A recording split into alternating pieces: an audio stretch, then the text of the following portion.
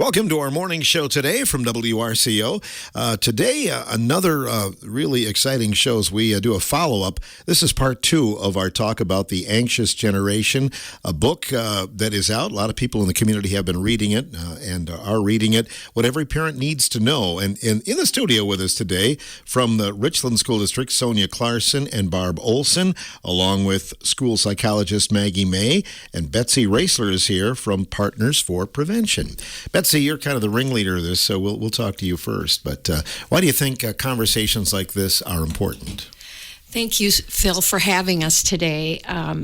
Our coalition is focused on 2 primary goals: increasing community collaboration to reduce youth substance use. So we're through this effort trying to foster healthy youth, and that would include anything that impacts their lives. And this is a important topic, and we want to make people aware of what they can do. You've been here before talking about substance abuse and those kind of things. Are the two sometimes tied together? Mental health relates to healthy child physically, mentally, emotionally, spiritually. So certainly anything that would be impacting their mental health would align with work on reducing youth substance use. It's kind of timely as well. The Richland School District is coming up for a vote on the possibility of some limits on cell phones next week, correct? Yes, and I'm so happy that the principals were here last week to talk more about that policy. Today we're here to talk mainly about what's in the book, and so we'll go with that. When did you first become aware of the book? I think it was about a year ago. I knew that people were beginning to read the book and share the book, so I purchased it and started to read it. And I actually haven't finished it. I like to skim and see what's in there. It's a really heavy book and takes time and focus to read it. So I'll get to it, but I knew that lots of people were starting to read it, and his 4 reforms are really, they make a lot of sense to me. And so I hope that we can have more people read the book, understand some of the harms that go along with excessive cell phone use. And so it certainly is very important to the work we're doing to foster healthy youth. The talk last week with Dr. Andrew Wright, he just really painted a picture of this book. I thought it went really well. What was your take from that interview? He did an excellent job as a clinician, professional, medical doctor. To share his perspective on it was really important. I hope a lot of people will, if they haven't listened to his presentation, go back and listen to the recording.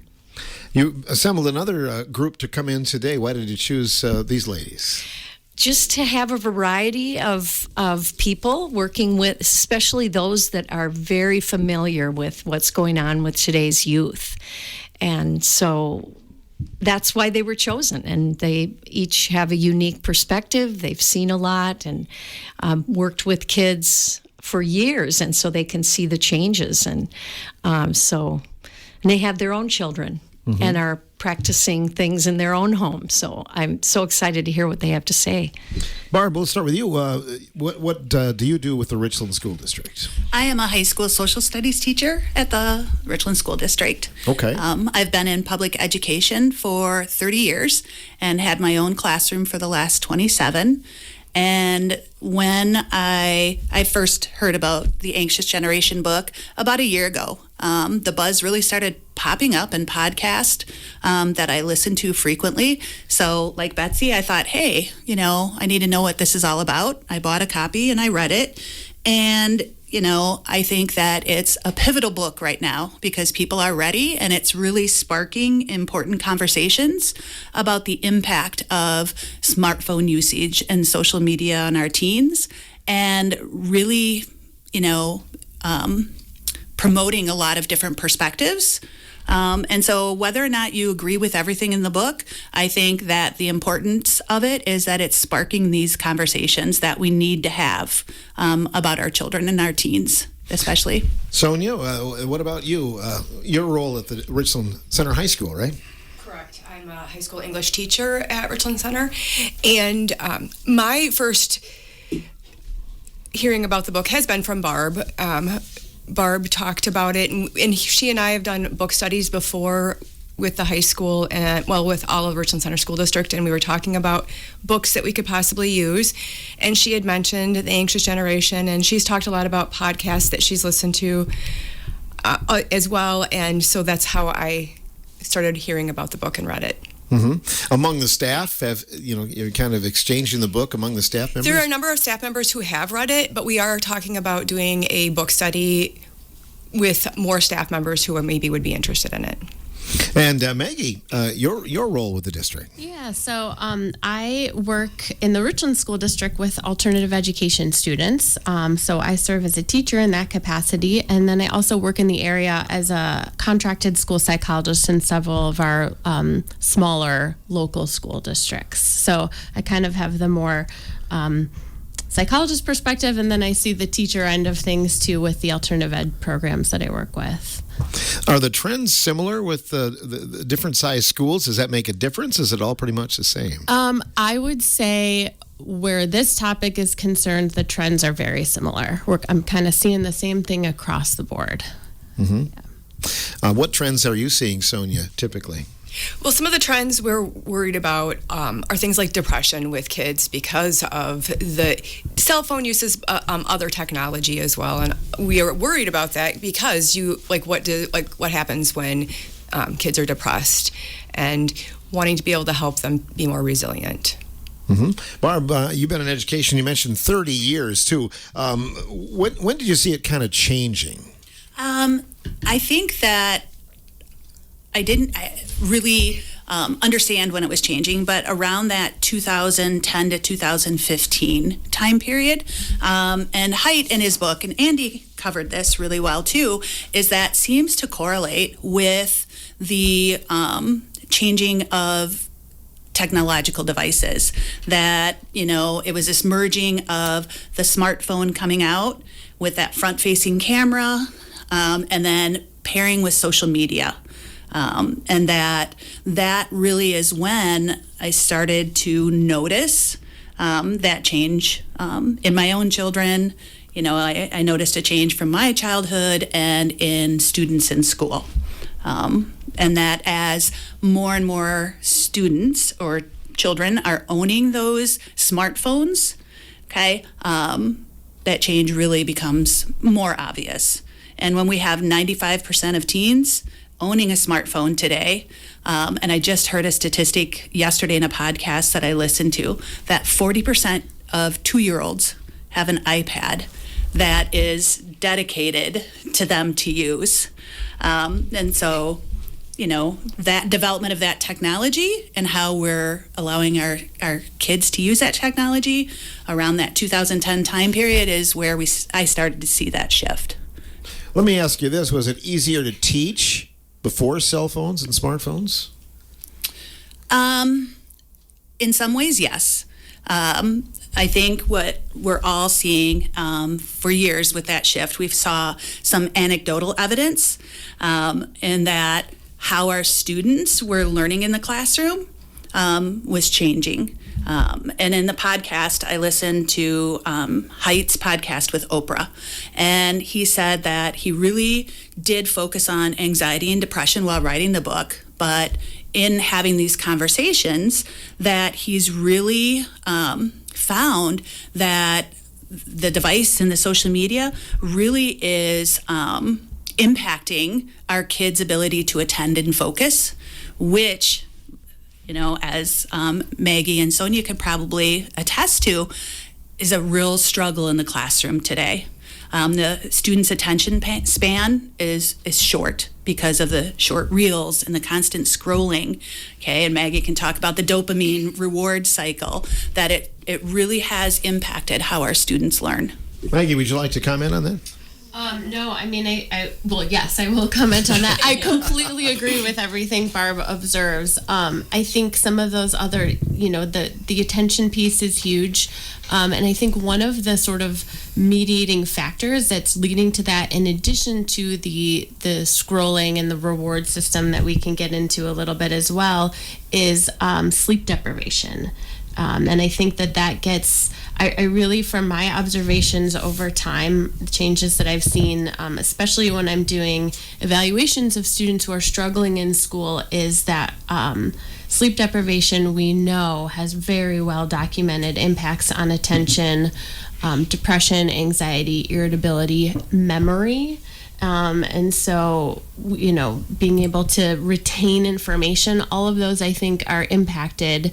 And I think the channel for that, where smartphones are concerned, is often sleep deprivation, because having access to these devices both impacts our sleep-wake cycles, and also just is a real time socket that makes it hard to go to sleep at night, especially for kiddos whose brains are still developing. So I think that's sort of an underappreciated harm sometimes of frequent use of screens. How much sleep time should the young ones have, Maggie? Well, it varies over the age span, but more than most people think. So young children should have between 10 and 12 hours of sleep, really through elementary school. Middle schoolers, we are looking towards that 8 to 10, and really that remains the case through high school. And there are many other challenges to getting sleep for our students, with schedules and things like that. I don't want to say that this is the only thing, but generally developing kids through adolescence need more sleep than they're getting. And certainly that has reduced since the introduction of smartphones. But 10 to 12 hours for those elementary kiddos. Wow. And we talked with Dr. Wright about this as well. But those of us as adults need to kind of follow that as well. Absolutely. It's hard to go to sleep sometimes if you've been screening, right? It sure is. And these, there's a couple different reasons that's true. One is that blue light from the screens, and I think Dr. Wright might have mentioned that, exposure to blue light, especially in that hour before, you would want to be going to sleep, can disrupt your production of melatonin. So melatonin is what signals our brain makes us feel sleepy and signals our brain that it's time for sleep. And then additionally, it's just, it's rewarding, it's stimulating, and so it's hard to stop. And so I think we've all had that experience where we're scrolling and it's like a time warp, all of a sudden an hour has passed and you don't even realize it. So there's a couple different factors at play disrupting our sleep when we're using screens, especially in the evening. Sonia, Barb talked about it too, but attention spans in classrooms, is that something that you've seen decline? Yes, and one thing is, because when the kids do have phones, it's interesting, the notifications. So even if I have the kids put their phones in the phone box, those boxes are buzzing constantly, or they have it hooked up to a watch that's buzzing constantly, and it's like they have all of their social media hooked up to notifications, and then they're like, oh, I have to check this, or so-and-so's calling me, I need to answer this right now. And so they can't put the phones away even if they're not on them. So I think that the notifications also hurt with their time, like hurt being able to concentrate. Mm-hmm. Sometimes that maybe it rewards them if they're hearing that. It's like it's almost like a popularity contest, right? Or if a kid's sitting someplace and they have their phone, it's amazing to me how many times the notifications are just a constant buzz. Snapchat notifications or other social media, it's a dopamine thing there as well too. Constant. A teacher told me years ago that if a student's having a bad day or an episode, it's important to make eye contact. Is it harder to make eye contact with students these days when they're always looking at something? Probably. I mean, because it's not just, because for the most part, in my classroom, the kids are pretty good about putting phones in the box or away. I don't see them, but then they do have their Chromebook screen. So it's more than just that smartphone, and the smartphone is definitely an issue. But we have so many other screens and online platforms that are also very distracting. And I oftentimes close the Chromebooks, look at me. Like, I have to remind the kids every day, close Chromebooks, look at me, before I start with directions. Mm-hmm. We don't write on the chalkboard so much anymore, do we? Not so much. A lot of times we have a screen. We have the big screen. We have the smart board that they're looking at. So it's another screen sometimes. One of the things, too, we wanted to ask you about, and I think Dr. Wright touched on this, too, about differences in gender. Do you see it typically more with girls than boys, or vice versa? Well, in the book, Anxious Generation, Jonathan Haidt actually talks a lot about the great rewiring of childhood, and has a couple of chapters that specifically talk about how social media harms girls more than boys, and then has another chapter about what's happening with boys as far as technology. The girls, it talks a lot about the studies of heavy users of social media have higher rates of depression. And then it goes also into the fact that if people have been assigned to reduce or eliminate social media for a few weeks, they actually have an improvement in their mental health. And it talks about girls as far as visual comparisons. Girls tend to be a little bit more concerned about that. It also talks about the aggressive attempts at harm of relationships of other girls. But I have seen this with boys, too. So it's not just girls. He just talks about it tends to be more with girls. And then also one of the big concerns that they have with girls is that the internet's made it easier for men to approach and stalk girls without having any kind of accountability themselves. And then with boys, there's a interesting, it talks about the fact that boys have been depressed and anxious since the early 2010s in many countries, not just in the United States. In fact, he talks a lot about the failure to launch among boys because boys like the online gaming. And that failure to launch, it's interesting, they have a term for it in Japanese for the men who actually just don't leave home. They can work online, they have other video games, they get on other online platforms, and they literally just stay at home. And so that's a concern that he talks about a lot too. And again, it's not just boys, some girls, but it tends to be more of a boy thing, the online video gaming. And one of just something that I've observed is that boys will watch video games if they can't have video games. So you have to really watch when you have a classroom of 20 to 30 kids what they're doing on their Chromebooks. And sometimes they'll have a tab where they're actually just watching other people video game. And on their phones too. So if they don't have, if they're not at home and don't have video games, they can watch. They can go to YouTube and watch other people play video games. That's so hard to relate to for somebody of my generation. Yeah. I just can't understand what the excitement for that would be. But I guess to each their own, right? Yeah.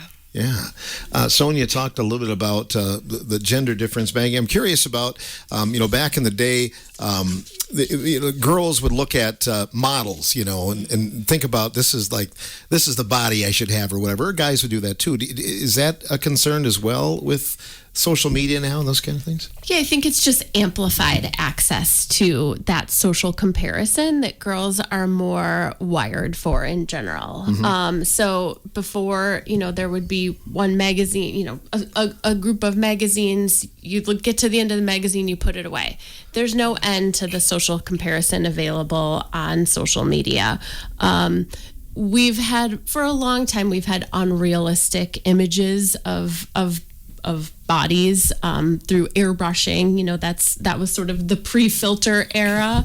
But now it's just, like I said, the volume is just increased with social media and filters. You can make yourself look any way you want with this technology. So I think that pressure is just more constant. It's always with you. You can have it going 24/7 if you're scrolling. And so I don't think it's really changed. It's just amplified. Mm-hmm. Barb, would you like to comment on anything we've talked about on this side of the room? A couple of comments, I guess, is while exploring this topic, like Sonia brought up the notifications, and I found a lot of psychologists and educational experts are talking about those notifications should be called interruptions, because, and Andy touched on this, these tech companies are not caring about our children. Their goal is to get adults and children alike to engage and pick up with their phone, because their customer are the advertisers. And the more pickups, the more times our students and ourselves pick up that phone to look at that notification, it increases their revenue. And so really shifting that mindset, I'm not being notified of something important, I think was key for me, that it's an interruption to my life. It's disrupting what I'm doing, at that point, with that. So that's something that, I thought was interesting, is just that shift in verbiage. And then with Maggie, I totally agree. I often think of, and I hope I'm not being too, like negative Nelly or doomsday, but I like that social comparison's always been there. And it's, amplified. And it's that quote that sticks with me is, comparison is the thief of joy. And that's really, I think from older people that are on Facebook, you look at what's happening, other people in their lives, and you're like, oh, we didn't do this or didn't do that. And, we struggle with these spaces, and then we're putting our children into these spaces and having these and expecting them to navigate them, when we as adults sometimes have trouble doing that. Mm-hmm. Yeah, we as adults have to kind of watch what we do, right? If we want them to, right. Apply too. And we know in classrooms and working and being parents that teenagers are on hypocrisy like that. They are pointing out, you're telling me to put my phone away a half hour before bed. How come you're sitting there scrolling, right up until you go to bed? You're telling me when I'm driving, I shouldn't answer a call or do this or do that, but I see you glance at your phone, so as adults, modeling that behavior, like in the classroom, we don't ask students to do an activity without giving directions or modeling, what we would like them to do. And, like for socialization, I think I see that, ask the eye contact. Maybe not eye contact so much, but that socialization, we have to intentionally teach that these days, where I didn't have to teach it so much 20 years ago. And that really dawned on me a couple of years ago. I asked students, to do a group activity at the beginning of the year, and I'd be like, okay, who was in your group? And a student's like, well, she was, but I don't know her name. And I'm like, you worked for 30 minutes in this group and you didn't know your name? So I had to back up and intentionally teach the steps. This is how you introduce yourself to someone, okay? Group work isn't you just sit next to someone working on the same activity. You discuss and talk, and these are sentence stems that you can use to discuss. And I think that's something that really, was a light that popped on for me in the classroom. Interesting conversation. The generation is here to stay. We have to talk about ways to, go about it and move on from here and turn it into a positive. Maggie May, maybe you could outline the 4 reforms as we move forward here on the morning show. Sure. So in Anxious Generation, Haidt lays out 4 very specific reforms that he thinks we could coalesce around as a community of people concerned about this. So one of them is no smartphones before high school. And, we talked about this as a group. Many of us have already, that ship has sailed. Our kids already had smartphones before high school. So what we really want to highlight is that we shouldn't feel bad about that or feel guilt or shame or put that on anyone else who hasn't made that choice. Just find other ways to sort of limit smartphone harms to kids if those age recommendations have already been different for kiddos. No social media before 16. Again, I would sort of couch that with a lot of our kids have already experienced social media before that age, so we can get a little bit more granular into how to protect them and put in some guardrails for those platforms. Phone-free schools is another one that he highlights in the book. And then this one, which I think is really very important, is more independence and free play and responsibility in the real world. And I think when we think about the limitations of time, this raising up more free play and independence is going to put in place more breaks from phones, because you can't be doing both at the same time. And so if we really lift that up as an important value, we're going to find ways to put those guardrails around the phones and screens in place for kids. As a school psychologist, you see that, I'm sure. More important to get out and have free play on the playgrounds and things like that and take a break? Absolutely. And it's this, I actually read his first book, which Dr. Wright referred to The Coddling of the American Mind, which is really where he highlighted this tremendously, this importance of developing agency by taking risks in the real world. We can all think of those times when we sort of face planted out there in the real world. He gives the example of a teenager asking someone out for the first time. Maybe they get rejected in person, and it really stinks in that moment, but they learn that they can survive that, and they learn how to approach people and be comfortable with that moving forward. Similarly, some of those physical risks that we often try to protect kids from are really important for developing body awareness, for developing our sense of risk-taking, for developing our sense of capability. And when you don't have a sense of agency because you haven't experienced real successes and failures, you are more prone to anxiety and depression. So that independence and free play and learning how to negotiate in the real world in these social situations that we've protected kids from, sort of separate from phone use, are really important for being mitigating factors for these things that we worry about with excessive screen use. You brought up something I hadn't thought about, but asking someone out. That's probably not the traditional way that I knew that. And I've heard of couples even breaking up, texting. That's, to me, ludicrous, but I'm guessing it happens. Yeah, and I think we see with our students these sort of, I would maybe call them pseudo relationships online, where they're it's just very low risk.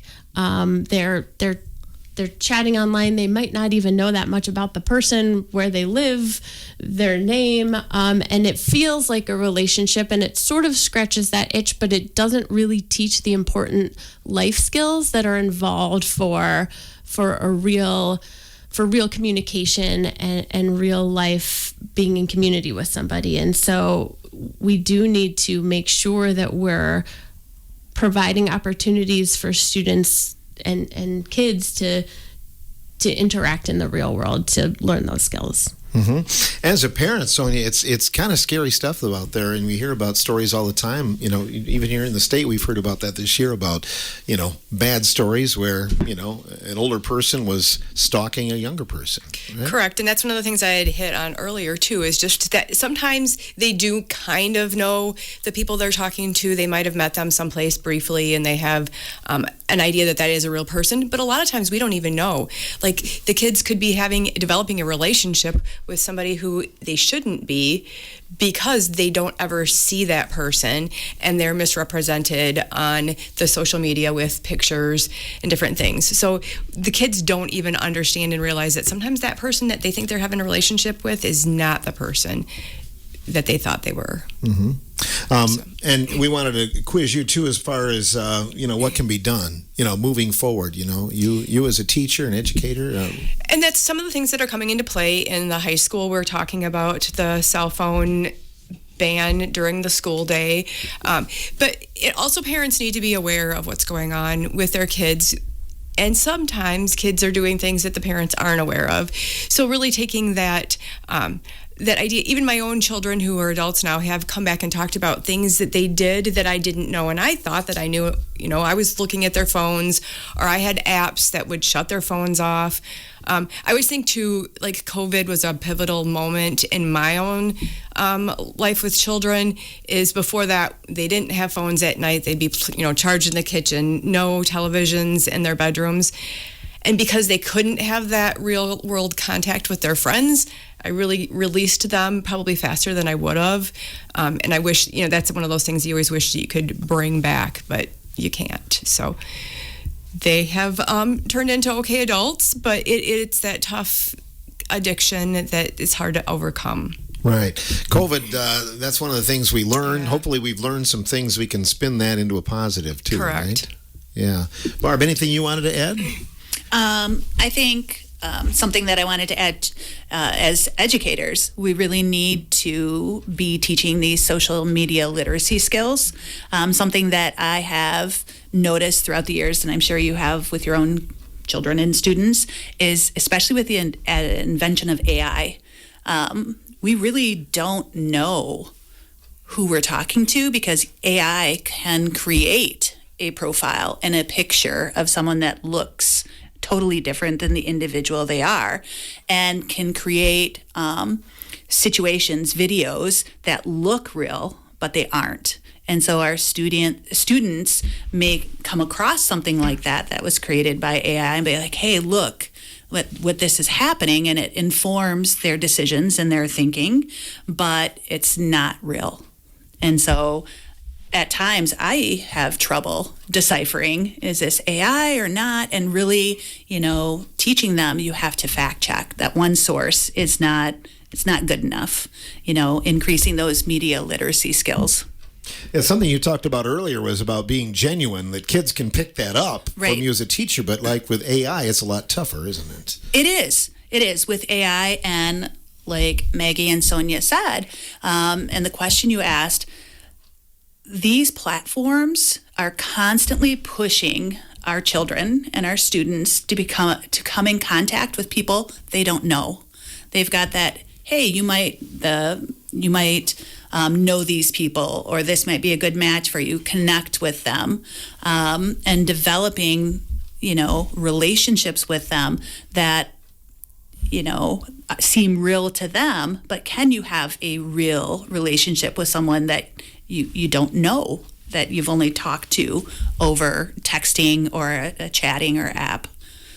New school year will get underway in a little while, so maybe we can start to develop some new habits and trends, right? Right. I know I'm really excited about hopefully this policy passing, and I know the principals touched on a couple of years ago when our internet access went down and the change we saw in the halls. People were talking, they weren't walking down, because our policy is you could use the phone between classes and at lunch, but you walk down the hall and students, it's different from when we were in school. We were talking, they were walking on their phone at lunch. They were sitting at tables next to each other, but not really conversing because they were on their phones. And at pep assemblies or pep rallies, or I think you had mentioned that key play in a game that students were missing. Just having them more engaged in the physical world around them with the people around them, I'm really excited to see. Do you hope that people will pick up the book and read it? Yes, I do. It's mentioned, it's a heavier read. It's academic, and Jonathan Haidt really, backs up his conclusions and claims with statistics.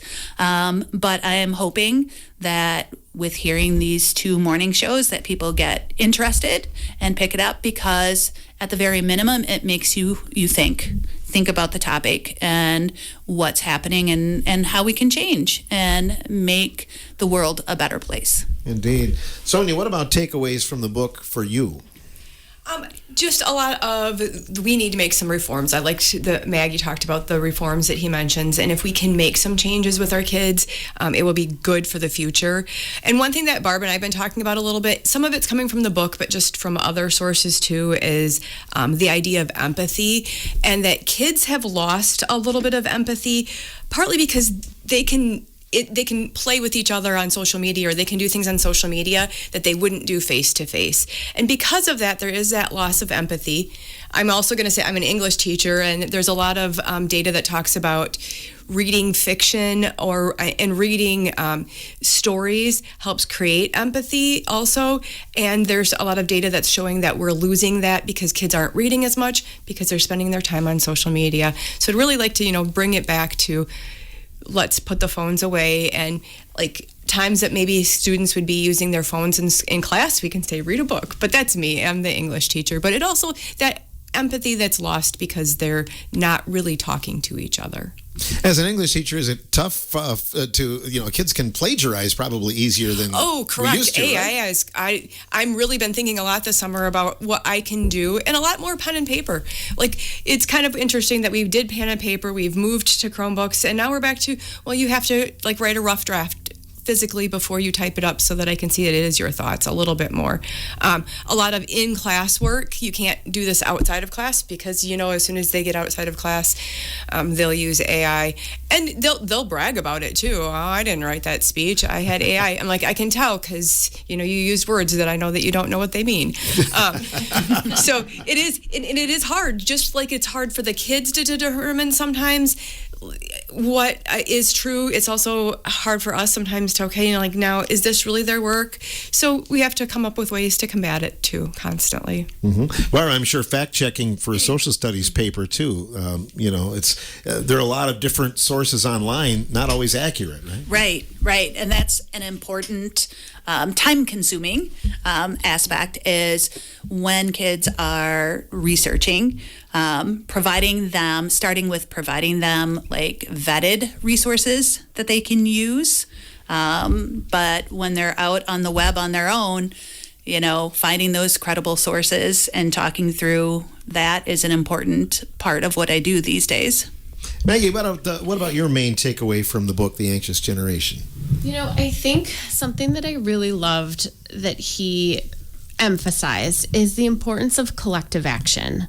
I think limit setting is a lot to ask for any single individual when we are up against, technology companies that are expertly using brain research to keep our eyes hooked to these devices. It's too much to ask one parent to figure it out for themselves, to ask one teacher in their classroom to figure this out. So this idea of collective action makes me feel supported. It makes me feel hopeful. It makes me feel that if we can kind of agree as a society that we need to have some guardrails to protect kids, then we can work together to put those in place in a way that doesn't put everything on individuals and particularly individual parents. I think that's just too much to ask in the face of this huge sweeping change that has come very quickly.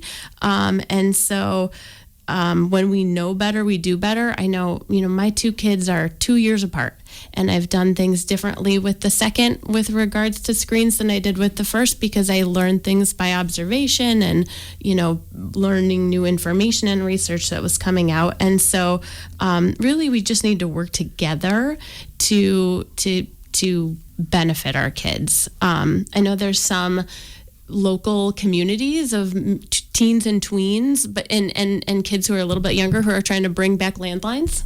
So they're kids, groups of parents, 10 families who are getting landlines so that they can all agree that their kids can chat that way, or different text-only kind of phone options. So I think just that idea of working together was a big takeaway that I had from the book. Mm-hmm. Yeah, the bottom line is the technology is here to stay. We have to embrace it and find ways to live with it, right? That's right. And there are some good things about it. That's a conversation for a whole nother morning show. But just being mindful that together we can kind of put those safety measures in place. Right. One of the things I always say is it's a lost art of being able to look somebody in the eye, and I think that's one of the things. When a student does that, when I have interactions with high school kids, I'm always impressed. It's like, wow, all right, So, yeah, it's true. So not all kids, are addicted to the screen time either, right? Mm-hmm. And one of the things in the district I think that I was impressed with this year too, Sonia, was the screenless summer. I really liked that theme. Yeah. They had the bingo cards where kids can do different activities and make sure that they're finding different ways to do it without the screens. So it was a good idea. Most definitely. Betsy, fascinating conversation again today. Yes, very, very, very good. Thank you three so much. I just wanted to make sure people know where they could get the book, and we partnered as part of our goal number one to increase collaboration in the community is the Richland County Children and Family Advocacy Council has purchased some additional copies with their work with the library. So there's 5 additional copies of the book there for people to pick up. And I also wanted to give people an idea of that Dr. Wright did. He recently went to the Boundary Waters, and so he listened to the book on audio. So if people are on vacations, if this works out for them, they can listen to it while they're driving, and it might spark some conversation. So really grateful for the knowledge and experience that these 3 brought today and about the book. Partners for Prevention, do you have any thing planned in terms of the upcoming school year where you're going to have like maybe some information about it? Yes, we've got a lot of good things coming up, and our work is mainly focused on those environmental changes, policy changes, things that create an environment which steer kids in the right direction. And I really like what Maggie brought up in terms of collective action, because we really do want parents to come together and agree like, this is something we should maybe try to work together on and tweak. And that goes to, one of the policies that we're working to and to increase enforcement on and agreement on is a social host violation. We don't want private property owners hosting gatherings where kids can get alcohol. So we that's a change, and if we can collectively agree that those guardrails are up, that will help in terms of long-term people developing substance use disorders. So other activities I wanted to mention, we're really excited about working with the city on the tobacco-free parks policy. We purchased some signs, and then we're working with the city and the Parks Department to get those signs up. That's an environmental change. We have the National Night Out coming up on August 5th from 5 to 8 at the fairgrounds. This is our 5th annual. We're encouraging people to sign up for the 5K. That starts at 5:30. We have 5 Richland County residents going to CADCA's mid-year training in Nashville this summer. Lizzie Forehand is the chaperone. Max Woodman, Bria Eggleston, Mason Meyer, and Ella Cairns are going. And this is one of our key strategies is to develop youth leaders that can help us implement changes such as tobacco-free parks that was entirely led by young people recognizing a need and working through a long process of a change in a community. So they'll develop skills there. We want to thank the businesses that are passing the alcohol and tobacco compliance checks. Those are done twice a year. And we just really appreciate the environment where it's clear who should be using substances and who shouldn't be. We also want to thank our 12 sectors on the coalition that helped to guide this process of community change. And then I think that's about it. Highlight National Night Out. Hope everybody comes out for that. We'll have Kiwanis there and the Lions Club and Rotary and other organizations serving food. There'll be the Tiny Acres is coming out with animals, and then there'll be 12 community organizations with tables, music. Mm-hmm. You and Gary will be out there and we'll be doing our music, best. And announcing in the 5K. And Lydia Biba, Scott Gald, Billy Jones, Clay Porter, Lydia, I met her. Those are the committee those are the individuals on the committee that are planning this event. And we're, trying to grow this to be the largest substance use free event in the county.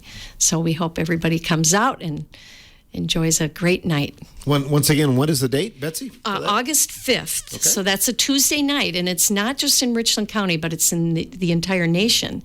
It's an event that's been going on since 1973, started in Ohio as a partnership between law enforcement, first responders, fire, and EMS in communities where we work together to make a safer and healthier community.